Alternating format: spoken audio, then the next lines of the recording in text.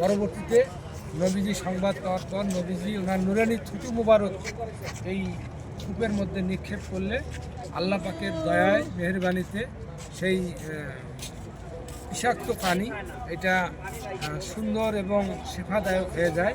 তারপর থেকেই সাহাবা কেরাম সেখানে পানি পান করেন এবং বরাবর হজ উমরায় যেনারা আসেন এই কূপের পানি শেফা হিসাবে আমরা সেখান থেকে গ্রহণ করি এবং সবাই পান করে উঁচু করে উত্তম নদীজির সহবত থাকার কারণে সেই পানি খারাপ থেকে উত্তমে রূপান্তরিত হয়। আলহামদুলিল্লাহ, সুবহানাল্লাহ, সুবহানাল্লাহ।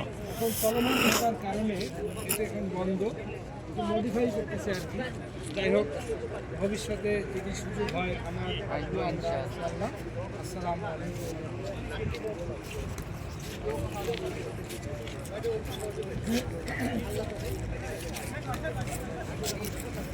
আলহামদুলিল্লাহ, আলহামদুলিল্লাহ।